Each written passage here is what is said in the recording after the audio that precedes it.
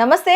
Welcome to hit TV. నేను మీ మాధురి. రోజు మనతో పాటు ఉన్నారు కేఎస్ ప్రసాద్ గారు, పొలిటికల్ అనలిస్ట్. నమస్తే సార్. నమస్తే అమ్మా. సార్, ఎక్కడైనా ప్రభుత్వం ఏదైతే పరిపాలిస్తూ ఉంటుందో స్థానిక సంస్థల ఎలక్షన్స్ కానీ, మండల స్థాయి ఎలక్షన్స్ కానీ, అదే జెండా ఎజెండా ఎగరడం మనం చూస్తూ ఉంటాం. కానీ ఈసారి వినూత్నంగా ఆంధ్రప్రదేశ్లో ఎంపీపీ ఎలక్షన్స్లో దానికి విరుద్ధంగా వైఎస్ఆర్సీపీ ఏకగ్రీవంగా ఎన్నికవటం చూసాం. దీన్ని ఎలా చూడాలి సార్? అంటే ఇది ప్రజల తీర్పు అలా చెప్పకుండా అక్కడ మేం చెయ్యలేదు, మేము ఇవ్వలేదు అని తీర్పు ఆ తీర్పు మాది కాదు, ఇదే మా తీర్పు అని ఇవ్వడానికి ఇది ప్రత్యేకించి ఒక ఇది అనుకోవచ్చా? ఇప్పుడు ప్రజాస్వామ్యం వికటట్టహాసం చేస్తే ఎలా ఉంటుందో దానికి నిన్న ఫస్ట్ టైం ప్రజాస్వామ్యాన్ని నమ్మిన ప్రజాస్వామ్యవాదులు చవి చూశారు. ఎందుకంటే స్థానిక సంస్థల్లో నూనటమ్మ ఖచ్చితంగా వాళ్ళకి ఒక వీటో పవర్ ఉంటుంది, వాళ్ళు ఏదైనా తెమ్మిని బమ్మిని చేయగలుగుతారు. కానీ ఇక్కడ ఏంటంటే విషయం ఉండాలి ముందు. మొత్తం స్థానిక సంస్థల్లో నువ్వా నేనన్నట్టు గెలిచి ఒక్కొక్కసారి ఆ పీఠాన్ని చైర్మన్ పదవినో లేకపోతే జెడ్పీ చైర్మన్నో లేకపోతే మున్సిపల్ కమిషనర్నో కైవసం చేసుకోవాలంటే మనం స్థానికంగా ఎన్ని గెలిచాము అన్నది మనకి వివరం ఉంటుంది. గెలవకుండా కూడా అధికార దర్పంతో మనం ఏదైనా చెయ్యొచ్చు అన్న దానికి ద ఫస్ట్ అవర్ టైం ప్రజాస్వామ్యం ఒక వికటాట్టహాసం చేసింది. దానికి ఏంటంటే అధినాయకుడు, స్థానిక నాయకుడు అండ్ కార్యకర్తలు అండ్ వాళ్ళు గెలిపించుకున్న నాయకులు ఒకే లైన్లో ఉన్నారు అనుకో, అప్పుడు ఏమవుతుందో ఫస్ట్ టైం నిన్న చూశారు. ఎందుకంటే సింగనమలలో ఒక ఆడపిల్ల చున్నీ లాగి డ్రెస్ లాగి ఇంకా మరి అసలు ప్రజాస్వామ్యాన్ని దిగజారు చేసినా సరే నెట్టనిలున నా వెనకాతల ప్రజలు ఉన్నారని ఆ ఎంపీటీసీ నమ్మడం, నా పైన నా నాయకుడు ఉన్నాడని ఆ అమ్మాయి కన్విన్స్ అవ్వడం, ఇవన్నీ నిన్న సోదాహరణంగా చూస్తే తాటిపత్రి చంద్రశేఖర్ ఎర్రగొండపాలెం నియోజకవర్గంలో, అలాగే ఒక నాయకుడు వ్యవస్థ అణగదొక్కుతున్నప్పుడు ప్రజల కోసం, నా కోసం, నా నియోజకవర్గ ప్రజల కోసం ఒక ఇన్ఛార్జ్గా నేను ఉన్నానని పరిగెట్టుకుని వెళ్తే, ఎందుకంటే ఎలక్షన్స్లో 11 ఎమ్మెల్యేలు గెలిచారు, కానీ నియోజకవర్గ ఇన్ఛార్జీల యొక్క స్ట్రెంత్ కానీ నెక్స్ట్ స్థానికంగా నిలబడిన ఎమ్మెల్యేలు కానీ వాళ్ళ యొక్క రణతంత్రాన్ని అస్సలు బేరీజు వేయలేని నిస్సాయ స్థితిలో కూటమి ఉండి 2 చేతులు ఎత్తేసి హ్యాండ్స్ అప్ అని చెప్పింది. ఎందుకంటే మన తిరుపతి తర్వాత తునిలో జరిగిన బుల్డోస్ చేసుకుంటూ భయభ్రాంతులకు గురి చేస్తే అన్న దగ్గర భయాన్ని ఆమర దూరంలో ఉంచి వ్యవస్థతో మీరు మేనేజ్ చేస్తున్న దానికి వ్యవస్థకి ఆల్టర్నేటివ్ ప్రజలు ప్రజాస్వామ్యం అని నిరూపించిన ఉదంతో నిన్న దాంతో అలా బెక్కమం వేసి 2 చేతులు 2 కాళ్ళు పైకి తేలవలసి వచ్చింది కూటమి. సో ఇక్కడ గెలుపు ఓటమైన దాన్ని చూసుకుంటే గెలుపు ఉన్న దాన్ని కూడా వాళ్ళ పక్క మలుచుకోవడానికి ప్రజాస్వామ్యంలో విలువలు పణంగా పెట్టి, ఇప్పుడు దానికి రాజ్యసభలో డబ్బులకో దేనికో దిగజారిపోయి బయటికి పోయిన కొంతమంది మేళాన్ని చూసి ప్రజాస్వామ్యానికి ఎక్కడ విఘాతం కలుగుతోంది, పార్టీ ఒక ప్రాంతీయ పార్టీ అధినాయకుడికి కోటరీలా ఇవి అవి అని అనవసరమైన అపవాదులు మోస్తున్న దగ్గర ఆ కోటరీ లేదని వాళ్ళు ప్రూవ్ అయ్యి అధినాయకుడికి, నాయకుడికి, కార్యకర్తకి ఒక స్ట్రైట్ లైన్ ఉన్నప్పుడు ఎలా ఉంటుందో ఫస్ట్ టైం రుచి చూశారు. సంచిత ఏమవుతుందంటే ప్రజల్లో 10 నెలల యొక్క బడబాగ్ని, అంటే 10 నెలలు ప్రజాస్వామ్యంలో ప్రజలు ఎన్నుకున్న ప్రతినిధులు నిట్టనలో నిలబడితే, అంటే అసెంబ్లీ సాక్షిగానే తెలుగుదేశం ఎమ్మెల్యేలు గెలిచిన వాళ్ళు కూడా వాళ్ళ నిస్సహాయ స్థితిని అక్కడ అసెంబ్లీ వేదికగా చర్చనీయాంశాలు చేస్తున్నప్పుడు వాళ్ళు కాని వాళ్ళు ఎవరైతే ఉన్నారో ఎంపీపీలు కానీ, ఎంపీటీసీలు కానీ, జెడ్పీటీసీలు కానీ, జెడ్పీటీపీలు కానీ, ఎవరినైనా తీసుకో, కార్పొరేటర్లు కానీ, అలాగే మున్సిపల్ కమిషనర్లు కానీ, అంటే మేయర్లు, డిప్యూటీ మేయర్లు లాంటివి. సో ఇక్కడ ప్రజాస్వామ్యంలో వ్యతిరేకత ప్రభుత్వం పట్ల ఉన్నప్పుడు మనం పోగేసుకుని రూలింగ్ పార్టీకి పోయి మనం సాధించేది ఏమీ లేదు. దానికి తోడు ఈ బాలినేని చేసిన బుర్ర తక్కువ పనికి జనసేనని జాయిన్ చేసుకుని కార్పొరేటర్ని, తెలుగుదేశంలో ఎప్పుడైతే ఆయన దామచర్ల గారు జాయిన్ చేసుకున్న తర్వాత ఎమ్మెల్యే గారు టకటక అగ్రిగేట్ని 15 నుంచి 20 లక్షల రూపాయలు ఆ కార్పొరేటర్లకి నియోజకవర్గ అభివృద్ధి నిధులు రావడం, ఇది ఎప్పుడైతే జనసేన వాళ్ళకి రాకపోవడం, పైపచ్చి ఏ పార్టీకి వెళ్తే ఏ అంబిగ్యూటీ వస్తుందో ఒక అన్సర్టనిటీ డ్రైవ్ అయినప్పుడు ఎందుకు వచ్చిన బాధ, మన నుంచి మనం నిలబడితే మనకి వెనకాల ప్రజలు ఉన్నారు. ప్రజాస్వామ్యంలో నాయకుడికి వెనకాతలు ఉన్న ప్రజాస్వామ్యాన్ని చూస్తే ప్రజాస్వామ్యానికి విఘాతం కలిగించిన వాళ్ళందరికీ భయం అన్నది వస్తుంది. అది వాళ్ళు ఇన్నాళ్ళు భయభ్రాంతులకు గురి చేసే విషయంలో తిరిగి భయం పడడం అంటే ఏంటి తెలుసుకోగలిగారు. అంటే కింద స్థాయి కేడర్ అనేది గట్టిగా ఉంది, బలోపేతం అవుతోంది, ఇప్పటి నుంచే బలోపేతం అవుతోందని తీసుకోవచ్చా? ఎందుకంటే ఎమ్మెల్సీ ఎలక్షన్స్లో ఇక్కడ వైఎస్ఆర్సీపీకి ఏకగ్రీవం వచ్చినప్పటికీ కూడా అది మొగ్గు చూపిన పరిస్థితి. అటు మళ్ళీ టీడీపీ కూటమి వైపు వెళ్ళిపోయిన పరిస్థితి. కానీ ఇక్కడ ఎంపీపీ విషయానికి వస్తే నిట్ట నిలువుగా నిల్చున్నారు. అంటే ఇక్కడ కింద స్థాయి కేడర్ అని ఎందుకన్నాను అంటే ఆ మండల పరిషత్తు లీడర్స్ ఎవరైతే ఉంటారో కార్యకర్తలతో కానీ ప్రజలతో కానీ ఎమ్మెల్యేలు ఎమ్మెల్సీలు మమేకమైనంత దానికంటే కూడా ఎక్కువగా మమేకం అవుతారు కాదంటారా?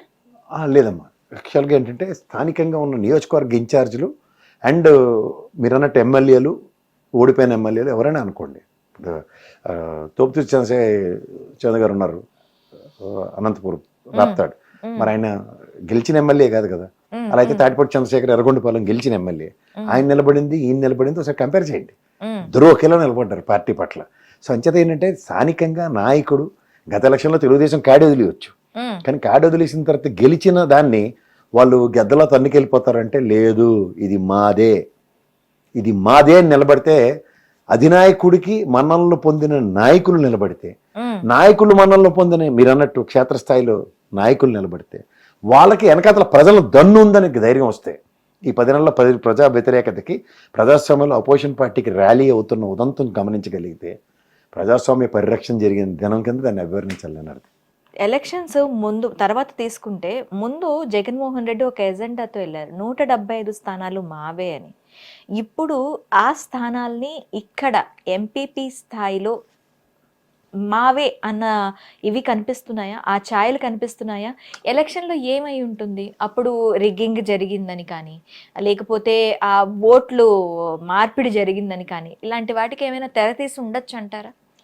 ఓటమికి చాలా కారణాలు ఉన్నాయి. లిక్కర్ లేనందుకు, ఆ ల్యాండ్ టైటిలింగ్ యాక్ట్ బుక్స్ మీద ఆయన పేర్లు, ఆయన బొమ్మలు పడడం, ఇట్లా నీకు చాలా కారణాలు ఉన్నాయి. అవి కాదు అసలు. యాక్చువల్గా ప్రజాస్వామ్యంలో ప్రజలు ఎన్నుకున్న ప్రతినిధులు ఎప్పుడైతే పార్టీ పట్ల విశ్వసనీయతను ప్రదర్శిస్తారో, దానితోడు చిత్తశుద్ధి చాటుకుంటూ కార్యకర్తలు, నాయకులు, స్థానిక నాయకులు పార్టీ అధినాయకుడి యొక్క డైరెక్షన్ని స్ట్రైట్ లైన్లో కనుక పాటిస్తే ఈ విధంగా ఉంటుందన్నది మాత్రం వాస్తవం. ఓకే. ఎందుకంటే ఇక్కడ కూటమి అన్నది ఒక అంబిగ్యూటీ. కొంతమంది జనసేన, కొంతమంది తెలుగుదేశం, కొంతమంది బీజేపీ అన్న దగ్గర సమన్వయం లోపించుకోవడం అన్నది ఒక ఉదాహరణ. ఎందుకంటే స్థానికంగా 10 నెలలు బట్టి ప్రభుత్వం యొక్క పనితీరుని గమనిస్తున్నప్పుడు ప్రజల్లో ఒక వ్యతిరేకత తెలియకుండా నిగూఢంగా నెవురుగట్టి నిప్పులా ఉంటుంది. అది ఎప్పుడైతే ప్రస్ఫుటిస్తుందో ఇలాంటి ఎలక్షన్స్లో ఖచ్చితంగా ప్రతిబింబిస్తాయి. ఇప్పుడు ప్రజాస్వామ్యంలో ప్రజల మన్ననలు, ప్రజలు ఎటుపక్క ర్యాలీ అవుతున్నారు అన్నది చాలా విస్తృతంగా కానీ, లేకపోతే ఆ ఓట్లు మార్పిడి జరిగిందని కానీ, ఇలాంటి వాటికి ఏమైనా తెరతీసి ఉండొచ్చు అంటారా? ఓటమికి చాలా కారణాలు ఉన్నాయి. లిక్కర్ లేనందుకు, ఆ ల్యాండ్ టైటిలింగ్ యాక్ట్ బుక్స్ మీద ఆయన పేర్లు, ఆయన బొమ్మలు పడడం, ఇట్లా నీకు చాలా కారణాలు ఉన్నాయి. అవి కాదు అసలు. యాక్చువల్గా ప్రజాస్వామ్యంలో ప్రజలు ఎన్నుకున్న ప్రతినిధులు ఎప్పుడైతే పార్టీ పట్ల విశ్వసనీయతను ప్రదర్శిస్తారో, దానితోడు చిత్తశుద్ధి చాటుకుంటూ కార్యకర్తలు, నాయకులు, స్థానిక నాయకులు పార్టీ అధినాయకుడి యొక్క డైరెక్షన్ని స్ట్రైట్ లైన్లో కనుక పాటిస్తే ఈ విధంగా ఉంటుందన్నది మాత్రం వాస్తవం. ఓకే. ఎందుకంటే ఇక్కడ కూటమి అన్నది ఒక అంబిగ్యూటీ. కొంతమంది జనసేన, కొంతమంది తెలుగుదేశం, కొంతమంది బీజేపీ అన్న దగ్గర సమన్వయం లోపించుకోవడం అన్నది ఒక ఉదాహరణ. ఎందుకంటే స్థానికంగా 10 నెలలు బట్టి ప్రభుత్వం యొక్క పనితీరుని గమనిస్తున్నప్పుడు ప్రజల్లో ఒక వ్యతిరేకత తెలియకుండా నిగూఢంగా నెవురుగట్టి నిప్పులా ఉంటుంది. అది ఎప్పుడైతే ప్రస్ఫుటిస్తుందో ఇలాంటి ఎలక్షన్స్లో ఖచ్చితంగా ప్రతిబింబిస్తాయి. ఇప్పుడు ప్రజాస్వామ్యంలో ప్రజల మన్ననలు, ప్రజలు ఎటుపక్క ర్యాలీ అవుతున్నారు అన్నది చాలా విస్తృతంగా ప్రజలు ఆలోచిస్తూ ఉంటారు. మన రూలింగ్ పార్టీ వాడు నిజంగా గవర్నమెంట్ పక్క పోతే మనం ఓడిపోయాం కాబట్టి రూలింగ్ గవర్నమెంట్ వల్ల మనకి అడ్వాంటేజ్ ఉంటుంది స్థానికంగా అన్నది వాళ్ళు చెప్పే యాక్సెప్టెన్స్కి, అది చెప్పే కన్సిడరేషన్స్ ఉంటాయి. ఒక్కొక్కసారి పోన్లే పోతే పోయాడు మనోడు గెలిపించుకున్నా సరే ఏదో నియోజకవర్గం ఇంకో 10 రూపాయలు తెస్తే. ఇప్పుడు ఉదాహరణకి దామచర్ల గారు నియోజకవర్గంలో వైఎస్ఆర్సీపీ గెలిచిన వాళ్ళు వెళ్ళారు నెల్లూరులో. వాళ్ళు ఒక 20 లక్షల రూపాయలు తీసుకొచ్చి స్థానికంగా 10 రూపాయలు పనులు చేసి చూపించారు అనుకోండి. అప్పుడు ఏమనుకుంటారు, పనులు పోయాడు మనకి రూలింగ్ పార్టీకి వెళ్తే 10 రూపాయలు వచ్చాయి. ఇప్పుడు ఇటు కాకుండా పోయిన బ్యాలెన్ బ్యాచ్, అవి కంపారిజన్స్ ఉంటాయి. అంచేత ఎప్పుడైనా సరే ప్రజాస్వామ్యంలో ప్రజలు న్యాయ నిర్ణేతలను మనం వదిలినప్పుడు ప్రజలు ఎలా న్యాయాన్ని ఎటుపక్క మలుస్తారు అన్న దగ్గర మనం ఓపిక కావాలి దానికి. అదే ర్యాలీ చేయడం అంటారు దాన్ని. అది ఎలక్షన్లో స్థానికంగా రీజనల్ పార్టీ అధినాయకుడికి ప్రజల న్యాయాన్ని మన అందరికన్నా ఎక్కువ తెలుస్తుంది. అందరూ పాదయాత్రలు చేసిన లోకేష్ కానీ, చంద్రబాబు నాయుడు గారు కానీ, ముఖ్యంగా జగన్మోహన్ రెడ్డి గారు ప్రజల్లో నిగూఢంగా ఉన్నది ప్రతిదీ తీసుకురాగలుగుతారు బయటికి. వీళ్ళు చేసిన పాదయాత్రలో చెప్పిన అబద్ధాలు వాస్తవ రూపం దాలుస్తున్నాయి అంటే వాస్తవానికి దగ్గరగా లేవు. అతను నెత్తినోరు కొట్టుకుని చెప్పింది వాస్తవానికి దగ్గరగా ప్రజలకు ఇప్పుడు అర్థమవుతుంది. మనతో ఏం కాదో, మనతో ఏమవుతుందో ఆయన ఉన్నట్టు చెప్పగలిగాడు. కానీ ఇక్కడ గుప్పుడు తెరిస్తే ఏం లేదన్న విషయం ప్రతి ఒక్కటి చెప్పడం చాలా కష్టం అమ్మా. మనం ఇదేరే దమ్మిడి లేదన్నా సరే మనం ఒప్పుకోం కదా. సరే ఏముంది 10 రూపాయలు కావాలి కదా, నేను తీసుకొస్తాను, ఒక నిమిషం ఆగు, నేను వ్యాలెట్ మర్చిపోయాను అని 100 కథలు చెప్తుంటాం. ఏటీఎం పని చేయట్లేదు, నా పిన్ మర్చిపోయాను, లేకపోతే నా దగ్గర పేటీఎం పని చేయట్లేదు, ఇలాంటి బోల్డ్ అని పోసుకోలు కబుర్లు ఉంటాయి. కానీ వాస్తవం మన దగ్గర డబ్బులు లేదని ఒప్పుకోవడానికి అహం చాలా మందికి అడ్డుతూ ఉంటుంది. అలా అహాన్ని పక్కన పెట్టి రాష్ట్ర ప్రయోజనాలు ప్రజా ప్రయోజనాలు పరిరక్షించుకుందాం అనే నేపథ్యంలో ఆయన మాట్లాడింది ప్రజలకు ఎనసొంపుగా లేదు. ఎప్పటికో ఇస్తారు బాబు 500 పెంచుకొని ఎప్పటికిస్తాడు ఈ పెన్షన్ మనకి, బంగారు బాతు గుడ్డు కదే.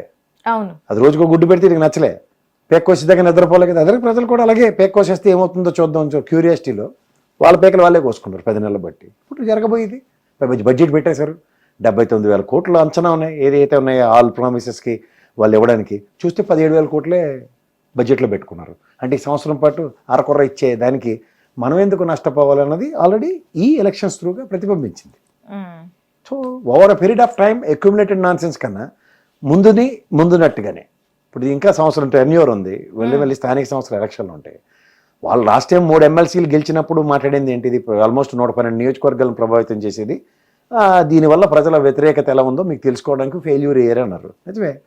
ఇప్పుడు కూడా మన జరిగిన 3 ఎమ్మెల్సీలో ఒకటి టీచర్స్ అంటే ఎంప్లాయీస్ ఎప్పుడు గోడ మీద పిల్లలకి ఎటుకోవాలంటే గెంతే వాళ్ళ అవసరాలు తీర్చకపోతే ప్రభుత్వం మీద పగబట్టేసే బ్యాచ్ మొన్న ఎలక్షన్ చూపించింది. గెలిచిన తర్వాత ఈడు మావాడే అని పాట పాడుకున్నంత మాత్రం కాదు కదా. అలాగే ఈ స్థానిక ఎలక్షన్స్లో బుల్డోస్ చేద్దాం, పవర్ యూజ్ చేద్దాం అన్న దగ్గర పవర్ని ఎదురొడ్డిని ప్రజలే నిలబడితే, ప్రజాస్వామ్యంలో ప్రజలు ఎన్నుకున్న నాయకులు నిలబడితే అప్పుడు జరిగిన పరిణామాలు మన దగ్గర ఆన్సర్ ఏంటి లేదు. ఆన్సర్ లేనప్పుడు నిస్సహాయ స్థితే కదా, అదే election. Okay sir, thank you very much. Hit TV app, ఇందులో short news, live news, entertainment shows, movies, digital magazines తో పాటు మీ జిల్లా వార్తలను కూడా ఫ్రీగా చూడొచ్చు. అంతేకాదు కేజీ నుంచి పీజీ వరకు విద్యార్థులకు స్కాలర్షిప్ కూడా అందిస్తున్నాం. ప్రతి వారం 10 మందికి లక్కీ డ్రా ద్వారా ఒక్కొక్కరికి 10,000 రూపాయలు అందిస్తున్నాం. ఇంకెందుకు ఆలస్యం, వెంటనే హిట్ టీవీ యాప్ ని డౌన్లోడ్ చేసుకుని ఫ్రీగా ఎంటర్టైన్మెంట్ పొందండి. Hit TV app. Hit TV app. Please download hit TV app. Hit TV app ని ఫ్రీగా డౌన్లోడ్ చేసుకొని ఎంజాయ్ చేయండి. మీకు నచ్చిన ఎంటర్టైన్మెంట్ కోసం హిట్ టీవీ యాప్ ని ఫ్రీగా డౌన్లోడ్ చేసుకుని ఎంజాయ్ చేయండి. హిట్ టీవీ యాప్ ని డౌన్లోడ్ చేసుకుని ఆస్వాదించండి, ఆశీర్వదించండి. ఇంతమంది సెలబ్రిటీలు హిట్ టీవీ యాప్ ని డౌన్లోడ్ చేసుకోండి అని చెప్తున్నారంటే ఎంత మంచి యాప్ ఆలోచించండి. అమెరికా అమెరికా అమెరికా అమెరికాలో చదవాలనుకునే వాళ్ళకి విశ్వసనీయమైన పేరు మన శౌర్య కన్సల్టెన్సీ. UK లో 1 year masters. UK లో 1 year masters. 2 years work permit up to 5 years visa. Contact Saurya Consultancy. Contact 89851 89851.